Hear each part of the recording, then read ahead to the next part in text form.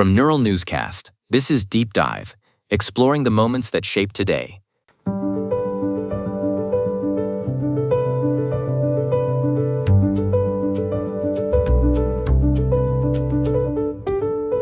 Welcome to Deep Dive from Neural Newscast. I am Maya Kim. And I'm Oliver Grant. Today we are looking at the events of April 29th, starting with a moment that changed the face of a kingdom.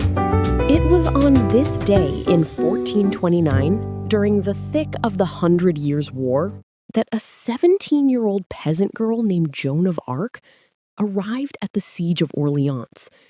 She wasn't just a visitor. She was leading a relief army to save the city from English domination. The sheer improbability of it is what sticks with me, Maya. You have a teenaged girl from Domrémy who claims to have visions from the Archangel Michael and St. Catherine, and she manages to convince the future King Charles VII to let her lead a military force. From a systems perspective, the French court was in complete disarray, and their decision to trust her shows just how desperate the institution had become. Desperate, but it worked. Before she arrived, the French army was demoralized, facing what seemed like an inevitable defeat. Joan brought her own banner and an unwavering conviction that she was under divine guidance. Once she reached the city, it only took 9 days for the English to abandon the siege. It was a massive psychological shift for the nation. Exactly. And she didn't stop there. She pushed for the Loire campaign and a victory at Patay, which cleared the path for Charles VII to be crowned in Reims, with her right by his side. It's fascinating how quickly the power dynamics shifted.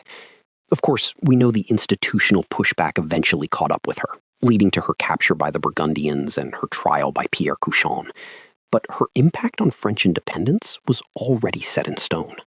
It truly was a turning point. While we're looking at figures who changed the world, let's turn to some modern legends born on this day, starting with a man who redefined American music. You're talking about Edward Kennedy Ellington, better known as Duke Ellington, born April 29th, 1899. He's often called America's most important composer, and for good reason.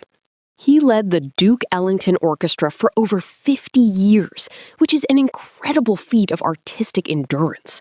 He wrote or collaborated on more than 1,000 compositions, creating jazz standards that we still listen to daily, like "It Don't Mean a Thing If It Ain't Got That Swing." He treated his orchestra like a single instrument, writing specifically for the unique sounds of his individual musicians. It's that organizational precision that interests me, Maya. He managed to navigate the music industry from the mid-20s until the mid-70s, staying relevant through swing, big band, and even orchestral jazz. He stayed focused on his craft, even when the industry around him was constantly shifting its incentives. And speaking of cultural icons who stayed at the top of their game, today is also the birthday of Jerry Seinfeld, born in 1954. He co-created a show that fundamentally changed how we think about television comedy. The show about nothing.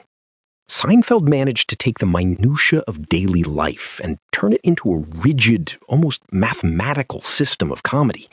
It wasn't just funny. It was a clinical observation of human behavior and social rules, which has influenced almost every sitcom that followed. To round out our birthday trio, we have the tennis great Andre Agassi, born in 1970. He's an 8-time Grand Slam champion who reached world number 1. I've always admired his physical resilience and the way he transformed his career from the image-heavy young rebel to a deeply respected elder statesman of the sport. Agassi's career is a perfect study in personal evolution within a high-pressure system. He went from being known for his charisma and outfits to being one of the most technically proficient players in history, eventually earning his place in the International Tennis Hall of Fame.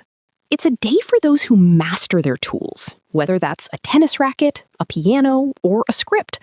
But sometimes the most important tool is something we use every single morning without thinking. You're referring to the patent granted on April 29th, 1913.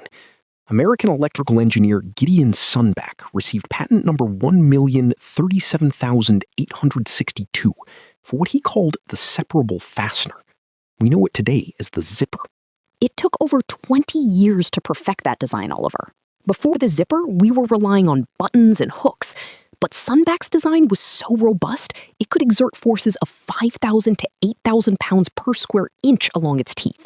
It's an incredible piece of engineering hidden in plain sight. It didn't even get the name zipper until 1923, when B.F. Goodrich used it on their boots. It's a classic example of an invention that took decades of refinement to overcome the status quo of simple buttons, eventually becoming a global standard that changed how we dress and store almost everything. From the armor of Joan of Arc to the zippers in our jackets today, history is often written in the way we prepare for the world. Thank you for joining us for this look at April 29th. I am Maya Kim. And I'm Oliver Grant.